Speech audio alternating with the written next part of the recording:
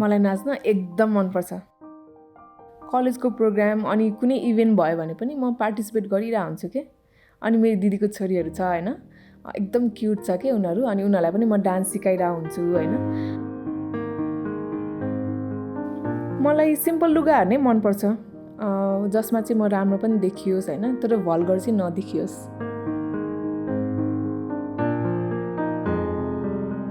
अनि त्योभन्दा बाहेक चाहिँ मलाई पोलिटिक्ससँग रिलेटेड नोभेलहरू पनि पढ्न एकदमै रमाइलो लाग्छ होइन। अनि चाइनिज ड्रामा पनि कस्तो दामी लाग्छ क्या मलाई। अनि त्योभन्दा बाहेक चाहिँ म नेटफ्लिक्स पनि युज गरिरहेको हुन्छु।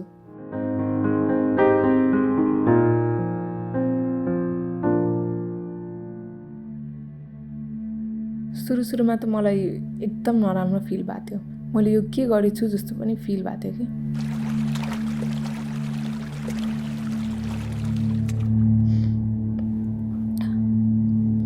अनि त्यसपछि त म 2 दिनसम्म कोठामै आफूलाई बन्द गरेर पनि बसेको थिएँ। त्यो हुन्छ नि, त्यो भित्रबाट त्यो सफोकेसनको फिल हुन्छ नि, त्यस्तै फिल भइरहेको थियो क्या। अब आमाको माया त के बुझ्नु, अब आमाको माया बुझ्ने उमेरै नहुँदैखेरि आमा बित्नु भयो। अब बुवा पनि त्यस्तै हुनुहुन्थ्यो, अनि दाइ र म मात्रै थियौँ। हामी त लट्टाइ बिनाको चङ्गा जस्तै भयो, उड्ने गन्तव्य नै थाहा थिएन। सानै त थिएँ म, अनि अरूहरूको कुरा सुन्थेँ, अनि यसै क्रममा यो पेसामा पनि लागेँ।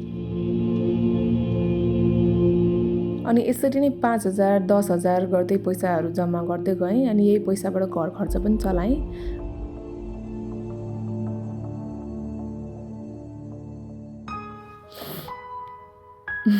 तर अहिले चाहिँ हुन्छ नि, त्यो पल सम्झिँदा मलाई त्यस्तो पश्चाताप चाहिँ महसुस हुँदैन, किनभने अब त्यति बेलामा मेरो आवश्यकताहरू पुरा गर्नको लागि मैले त्यो काम गरेको थिएँ नि त। अब ती नै छेनलाई टेकेर आज म यो ठाउँमा पुगेको छु। मेरो विचारमा सेक्स वर्क पनि एउटा पेसा नै त हो नि। अब भारी बोक्ने मान्छे अनि ज्यामी काम गर्नेहरूले आफ्नो श्रम बेचेर ज्याला लिए जस्तै गरी त अब सेक्स वर्करले पनि आफ्नै श्रम बेचेर त पारिश्रमिक लिनुहुन्छ नि। डक्टर इन्जिनियरहरूले आफ्नो स्किल्स प्रयोग गरेर पैसा कमाए जस्तै सेक्स वर्करले पनि त आफ्नै स्किल त युज गर्ने हो नि, होइन र?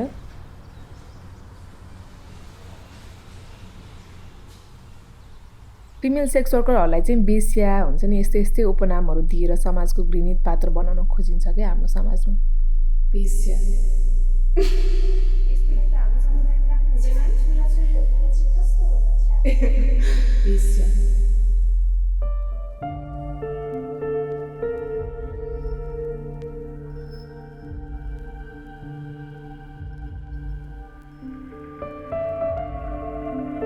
तर आजसम्म होइन, कोही पनि यौनकर्मीले आजसम्म कसैको घर बिगारेको छैन ल। पुरुषहरू नै त जाने हो नि यौनकर्मीकोमा आफ्नो यौन चाहना पुरा गर्नु। अब यौनकर्मीले बोलाउने होइन नि त।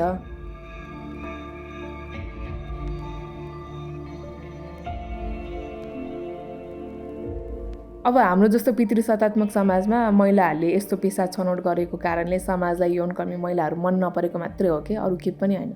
उहाँ नै हाम्रोमा आउनुहुन्छ होइन, अनि हामीलाई नै गाली गर्नुहुन्छ के।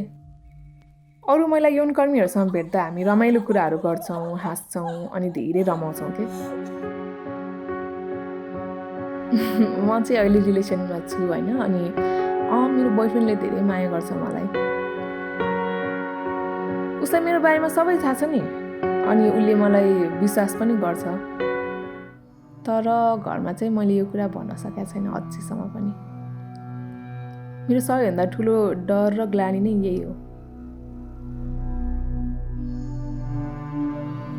लाइफमा आफ्नो दुःख देखाएर मान्छेहरूले गरिदिने केही पनि होइन भन्ने कुरा मैले बुझिसकेँ क्या होइन। अनि त्यही भएर म मनमा दुःख भए पनि हँसिलो अनुहार नै देखाइरहेको हुन्छु। अब अहिले पनि प्रब्लमहरू त छ नि, सबैको लाइफमा हुन्छ नि प्रब्लमहरू त, यो त नर्मल कुरा नै हो नि, होइन र?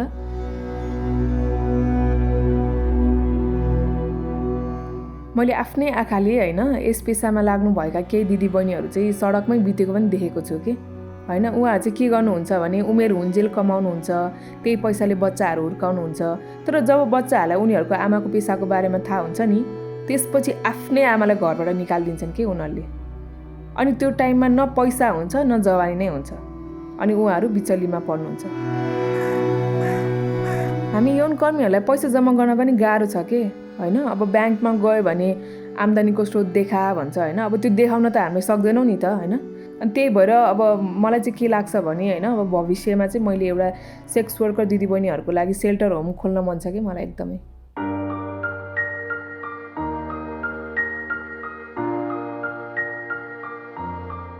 मेरो चाहना चाहिँ मलाई होइन ब्याचलर सकेपछि मिल्यो भने फर्स्टमा बिए गर्न मन छ हेर्नुहोस् है।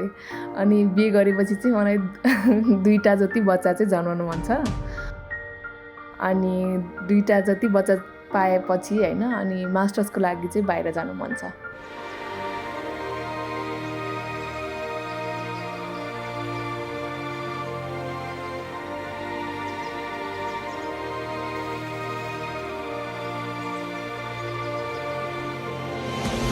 मलाई आफ्नो नामको अगाडि डाक्टर राख्न मन छ, PhD सकाएर।